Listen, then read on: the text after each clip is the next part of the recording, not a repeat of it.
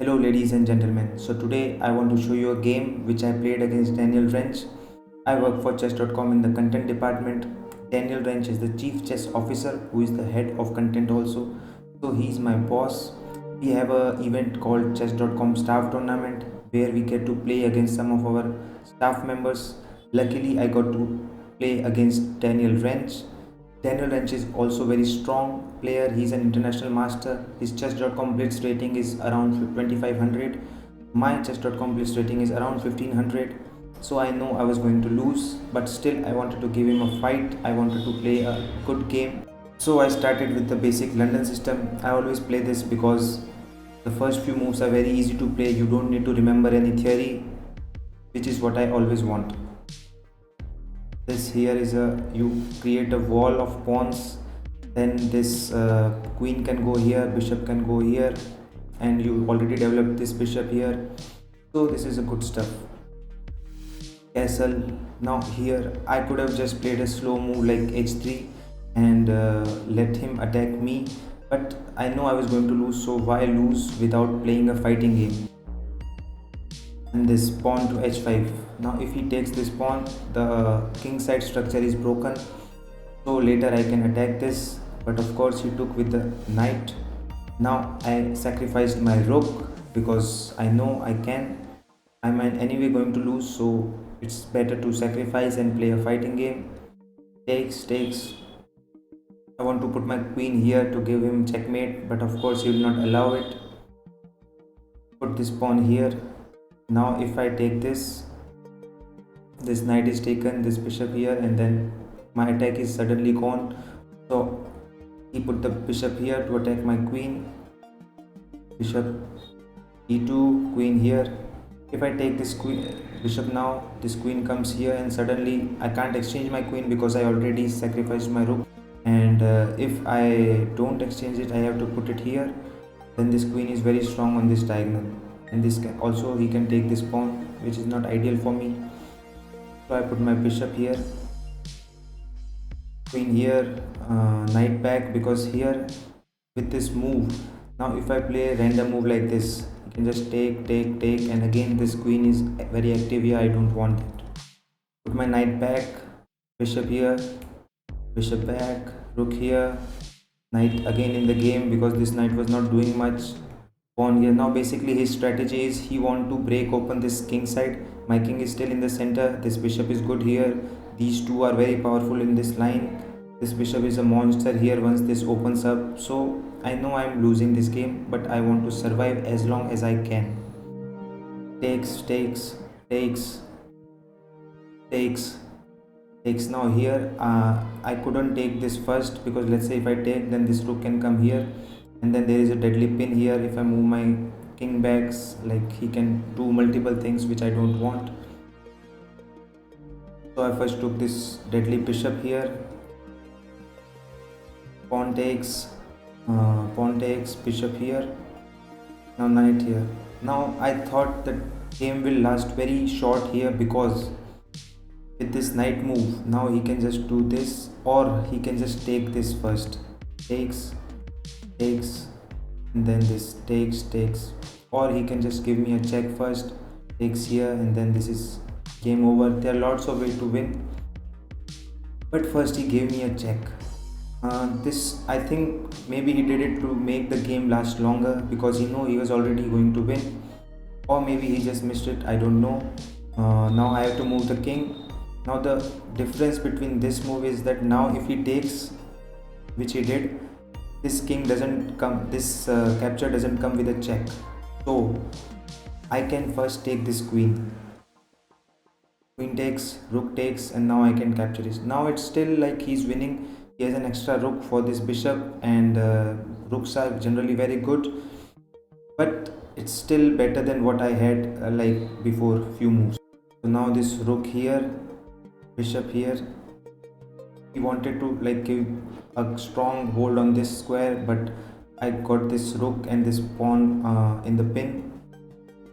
Move the rook, pawn takes, bishop, rook takes. Now here in general I knew that I was losing, but this bishop is also good. I can put this bishop here, make this somehow wall, like if he tries something this, maybe this, so this bishop can't be captured for now. He can do this, and like he's 2 points up and he will win this, but it's much easier with the two rooks. So I went for a4. This pawn is weak. I want to exchange this pawn with one of this pawn and try to hold a fortress. Now he wants to bring his king in the center to help with the attack. Bishop back, pawn push, here takes. Now I was very happy with a5, because now whenever if he attacks this bishop, I can move just here, and this will also support this pawn, so that was good for me. Pawn here. Now here I was thinking about like three moves, this or this rook. This rook is very passive here. I want to make it active. I have like a4, b2, b1, d1. I thought like somehow I want to attack these two pawns, but I went for this move. I thought that if he plays some random move, let's say this, I can give him a check. He can't go here, and here I thought if he goes, let's say back, I can just take this pawn, and I'm now like I got a pawn, so it's still something. But here I missed this beautiful move, rook e4. This vanishes the whole purpose of my rook a4 move, because I can't exchange it. If I exchange it, this rook is too strong for this bishop and it will be game over. I have to put the rook back. After a few moves, now he's attacking this pawn. I have to protect it with this. Now I was saying this construction, that this bishop protects this pawn protects this bishop, and this bishop also protects this f2 pawn, which is good for me. I was very happy with the play so far. Rook here. Now I'm attacking both the pawns. This attack will come with a check. If he tries to protect this pawn, I can just take this. So he finally captured my bishop. Takes with a check, king back, rook here. I still have like this hold on this pawn, but he can of course do this, which he did. Now the play is very simple. I have these two pawns. My rook is protecting here this file. His plan is to push this pawn, make a queen and win the game. My job is to somehow hold these two pawns and hold this structure and make a draw. Let's see what happens. Pawn push here. But my king is stuck protecting this pawn, so what I thought was I would just push this pawn, exchange this pawn. I'll have this pawn here, like here, takes.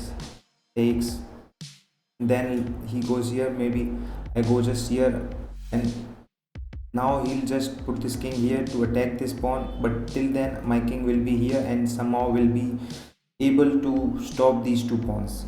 But of course that didn't happen. I push this, takes, rook here, rook. Now I was able to put my king here.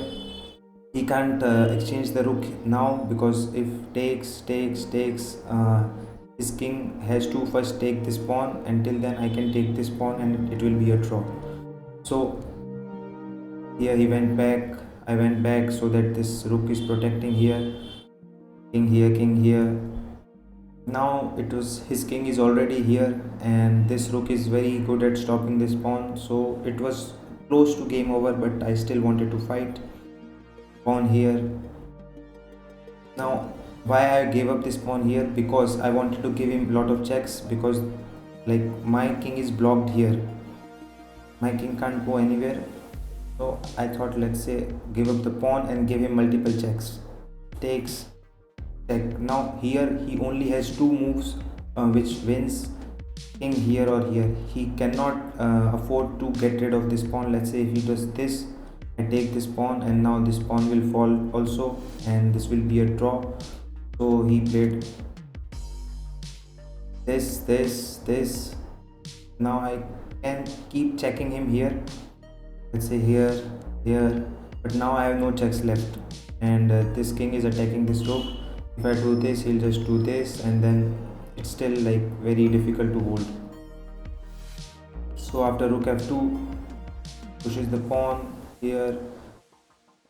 Now the king f8 move, like here, because now if he goes here, I can give him a check, and he doesn't have a escape square here. He has to go back. Check. I will keep checking him. That's my game plan, to just keep checking him until like if he blunders. Rook here, king here to stop this pawn from advancing. Rook here, king here. Check, check, check. Now if I exchange it, let's say he goes here, and then it's still game over, because if I go here he can just keep pushing this pawn. After a few moves he got finally a good construction here. Now if I move my rook somewhere, this will be checkmate. But if I don't move my rook and keep this on this file, let's say here, this will be checkmate also. So it was doomed to be checkmate. I still played this move so that he can complete the checkmate, and pawn b2. Game is over. I lost, but I survived till 70 moves. I hope you guys enjoyed this game. Thanks for watching. Goodbye.